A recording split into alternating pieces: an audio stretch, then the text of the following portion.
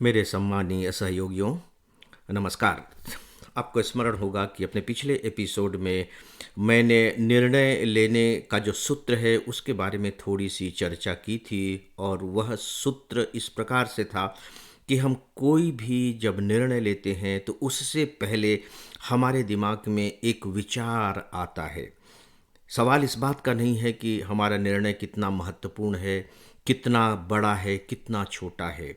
नहीं, कोई भी निर्णय हम लेते हैं उससे पहले हमारे दिमाग में एक विचार उत्पन्न होता ही होता है।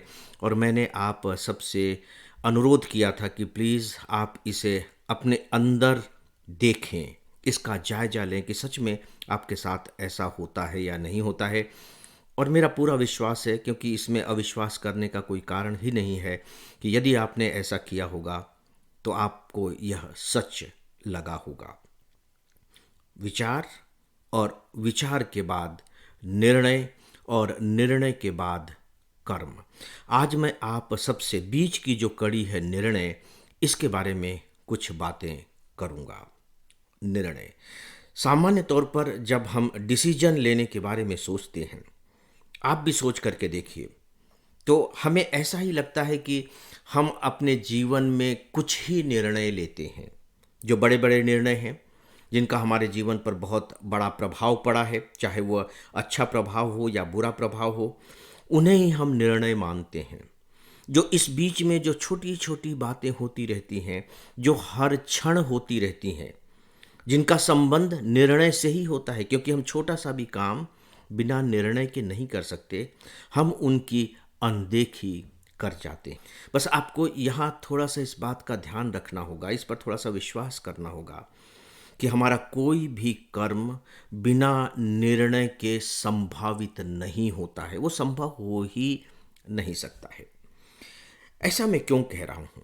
ऐसा मैं इसलिए कह रहा हूँ क्योंकि देखिए, हमारा जो जीवन बना हुआ है, आज हम सब अपनी अपनी जिन स्थितियों में हैं, उन स्थितियों तक आने के लिए हम बहुत सारे तथ्यों को याद कर सकते हैं। हमने पढ़ाई की, हमने मेहनत की, हमारे परिवार वालों का इतना सहयोग रहा, मुझे उसने सहयोग दिया।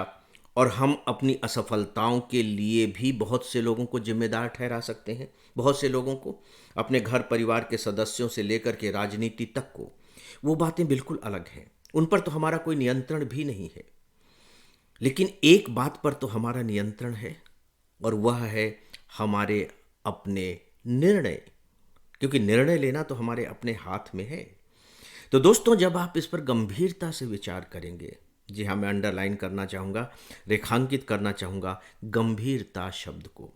जब आप इस पर गंभीरता से विचार करेंगे तो आप पाएंगे कि हम सब अभी जिस स्थिति में भी हैं, जहाँ भी हम खड़े हैं, उसका एकमात्र कारण जो रहा है, वे हमारे द्वारा लिए गए निर्णय ही रहे हैं।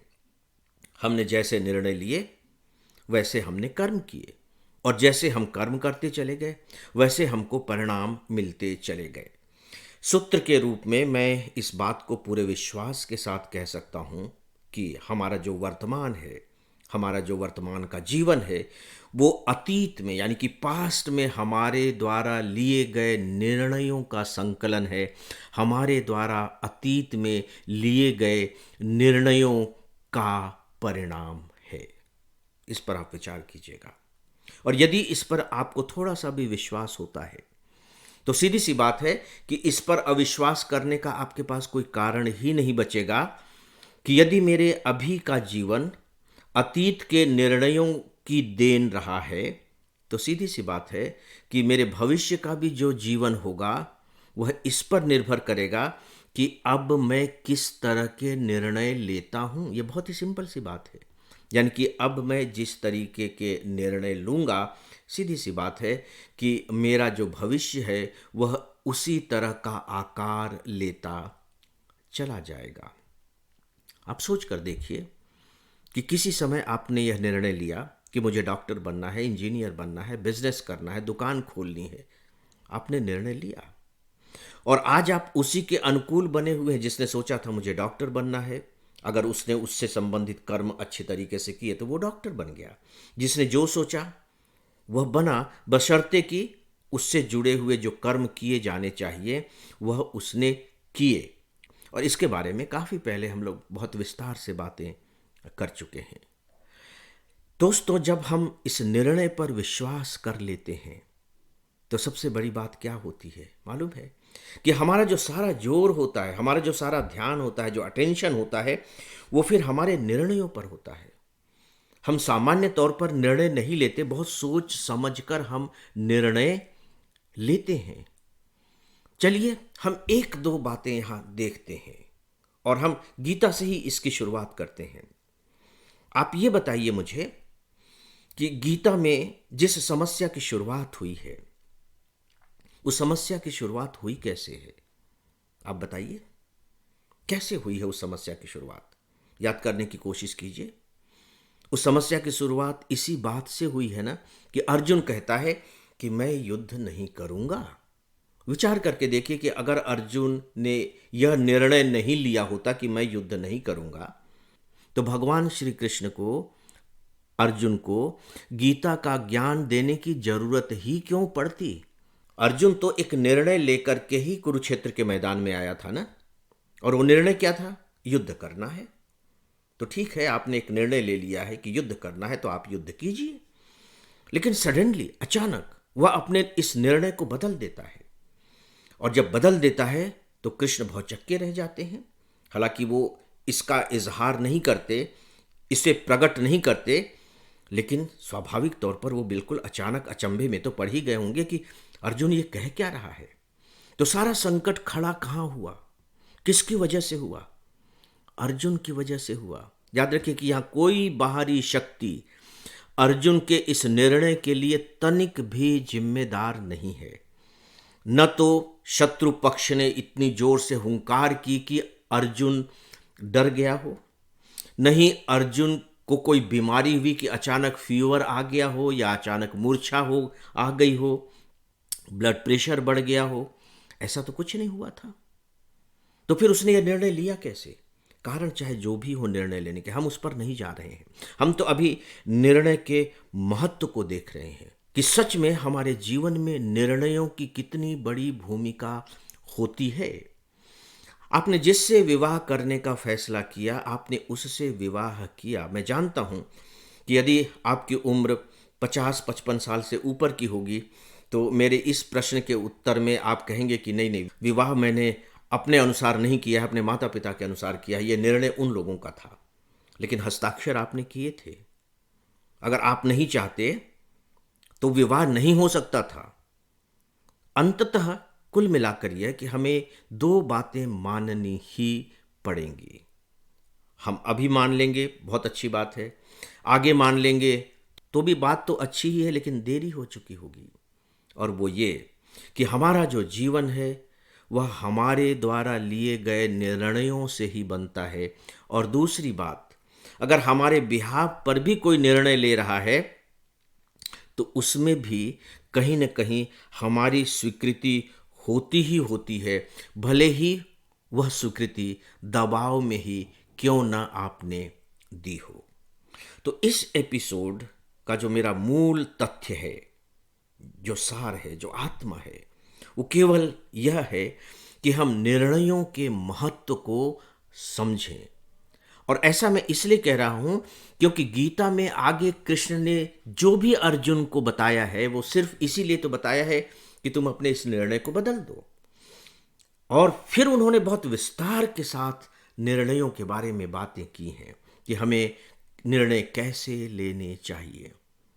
और ये कमाल की बात होगी, ये छोटी मोटी बात नहीं होगी। तो आज के एपिसोड के इस विषय को मैं यहीं समाप्त करता हूं।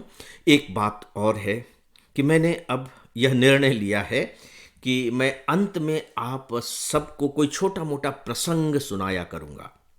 वो प्रसंग महाभारत का भी हो सकता है, वह प्रसंग भागवत का भी हो सकता है, लेकिन कहीं न कहीं गीता से जुड़ा हुआ जरूर होगा। तो आज मैं आपको कृष्ण से जुड़ा एक प्रसंग सुना रहा हूं। कृष्ण भगवान थे। भगवान का मतलब है जिसके पास अलौकिक शक्तियां हों, जादुई शक्तियां हों, जो कुछ भी कर सकता हो। लेकिन क्या सच में कृष्ण ऐसे थे? मैं आपको एक प्रसंग महाभारत का बता रहा हूँ। महाभारत के युद्ध के अंतिम दिन आप जानते हैं कि अश्वत्थामा कितना ज़्यादा नाराज हो गया था, बहुत ज़्यादा क्रोध में था, और उसने प्रतिज्ञा की थी कि वो पांडवों के वंश को नष्ट कर देगा। उसे ब्रह्मास्त्र की प्राप्ति हुई थी, ब्रह्मास्त्र, और उसने वह ब्रह्मास्त्र चला दिया। किस पर चला दिया? पांडवों पर चला दिया। बहुत से लोग मारे गए। अब सबसे मुश्किल कृष्ण के लिए यह हुई कि बकायदे उस समय उत्तरा, यानी कि जो अभिमन्यु की पत्नी थी, उनके गर्भ में एक शिशु पल रहा था। अब कृष्ण को लगा कि इस शिशु की रक्षा कैसे की जाए, क्योंकि अश्वत्थामा ने तो ब्रह्मास्त्र चला दिया है, और ब्रह्मास्त्र के आघात से किसी का भी बचना संभव नहीं है। वो इतना शक्तिशाली अस्त्र होता था, और कृष्ण को उसे बचाना था, क्योंकि वो पांडवों का भविष्य था। आपने एक राजा का नाम सुना होगा, परीक्षित। जी हाँ, वह परीक्षित नाम का शिशु ही उत्तरा के गर्भ में पल रहा था। तब आप देखिए कि कृष्ण क्या करते हैं। कृष्ण ईश्वरीय शक्ति से अगर संपन्न होते तो कुछ भी चमत्कार कर सकते थे, लेकिन यहां कृष्ण क्या कहते हैं, बस ये ध्यान से सुनिएगा, तब आप भगवान को समझ पाएंगे, कृष्ण को समझ पाएंगे, और तभी सच पूछिए तो हम सब गीता को भी समझ पाएंगे। कृष्ण कहते हैं, ये कृष्ण का वाक्य है, यदि मैंने पूर्ण सात्विक जीवन जिया हो। प्रार्थना कर रहे हैं कृष्ण, यदि मैंने पूर्ण सात्विक जीवन जिया हो तो अभिमन्यु पुत्र जीवित हो जाए। वो जादू नहीं कर रहे हैं, वो वरदान नहीं दे रहे हैं, वो प्रार्थना कर रहे हैं। किससे प्रार्थना कर रहे हैं? प्रकृति से प्रार्थना कर रहे हैं कि यदि मैंने पूर्ण रूप से सात्विक जीवन जिया हो तो अभिमन्यु का ये जो पुत्र जो गर्भ में पल रहा है जीवित हो जाए। और आप जानते हैं कि परीक्षित अस्तित्व में आए। अब अपनी बात में यहीं समाप्त करता हूँ। मेरा प्रणाम स्वीकार करें। नमस्कार।